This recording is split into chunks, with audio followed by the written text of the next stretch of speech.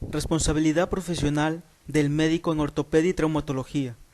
Aspectos preventivos en el accionar médico.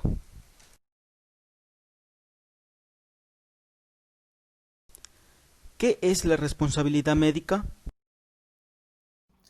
La responsabilidad médica es la obligación que tiene todo médico de atenerse a la justicia por los actos o consecuencias que surjan en su labor profesional. ¿Qué dictamina el COIP frente a esto? Según el Código Orgánico Integral Penal, en el artículo 146, homicidio culposo por mala práctica médica, se dan de 1 a 3 años cuando éste se clasifica como homicidio culposo, es decir, el tratante no tenía como finalidad la muerte del paciente, y de 3 a 5 años cuando éste es clasificado como homicidio doloso, caso en el cual el tratante buscaba hacer daño o provocar la muerte del mismo.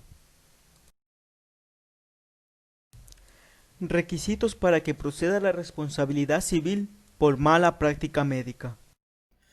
Los requisitos para que proceda la responsabilidad civil sobre la mala praxis médica son tres: dolo o culpa, daño y el nexo causal.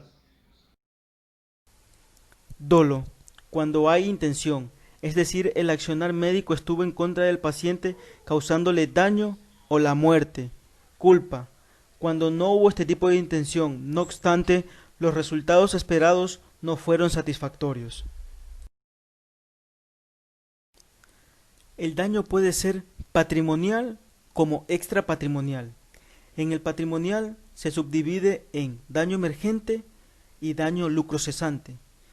En cuanto al daño extrapatrimonial, estamos hablando de daño moral. El nexo de causalidad es la relación causa-efecto, es decir, la relación entre la acción culpable o dolosa y el daño producido. En pocas palabras, la causalidad se basa en que el daño es consecuencia del dolo o culpa, y la necesidad de ser directa representa que sin dicha acción culpable o dolosa, el daño no se hubiese producido. Responsabilidad civil. La responsabilidad civil se divide en contractual y extracontractual. En el caso de ser contractual, hablamos de cuando el paciente llega de manera voluntaria al consultorio del médico y ambos establecen un acuerdo en común. La extracontractual habla cuando un médico se encuentra en una situación de emergencia. Aquí él podrá decidir, en base a los criterios y ética médica, la resolución del cuadro en beneficio del paciente. Recuerda los principios de ética médica para establecer una buena relación médico-paciente y optimizar tus decisiones en el ámbito médico. Estos son la justicia, en el cual vamos a hacer respetar los derechos del paciente; beneficencia, vamos a actuar siempre a favor del mismo; autonomía, vamos a respetar la decisión que tome el paciente; y no maleficencia, no producir más daño al mismo.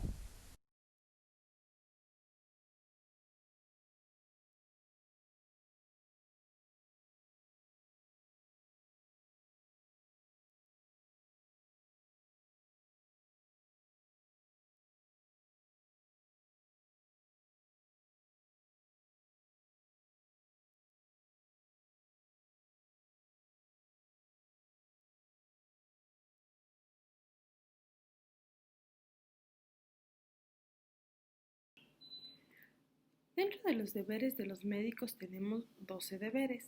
Entre ellos tenemos como primero, el deber de obrar o brindar asistencia, el de obrar sin demora, el deber de obrar en forma calificada, deber de aconsejar la internación al paciente, deber de abstenerse a asegurar un resultado, deber de derivar al paciente, el deber de informar correctamente al paciente, el deber de advertencia, el deber de solicitar la autorización a un tratamiento propuesto, el deber de denunciar los delitos, el deber de certificar fallecimientos, el deber de confeccionar una historia clínica a pacientes ambulatorios o internados. Es por esto que El cumplimiento de todos estos deberes nos van a hacer unos mejores médicos, ya que todos están encaminados a tener una atención de calidad y calidez con todos nuestros pacientes, además de cumplir con los requisitos como son los certificados de fallecimiento y también una historia clínica correcta. A continuación se hablará sobre la historia clínica.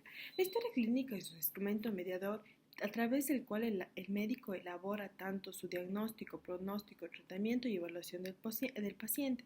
Este es un documento único, integrado y acumulativo que le pertenece a cada persona.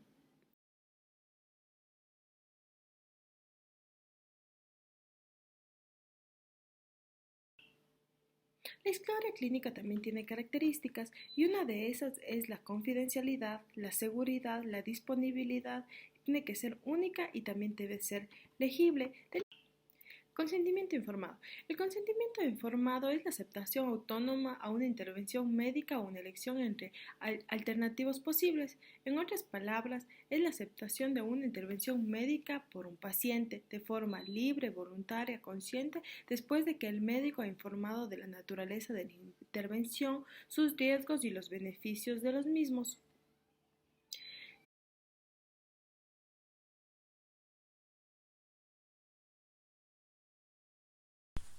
Con respecto al consentimiento informado, es importante que el médico traumatólogo le informe a los pacientes de las posibles complicaciones que pueden haber antes, durante o después de la cirugía. También es importante que el médico traumatológico haga firmar estos acuerdos para que no hayan posibles complicaciones después.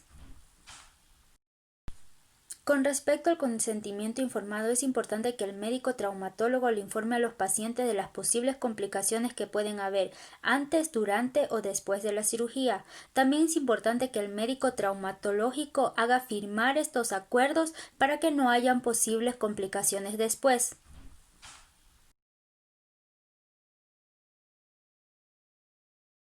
Un ejemplo de esto es cuando una persona sufre un accidente laboral.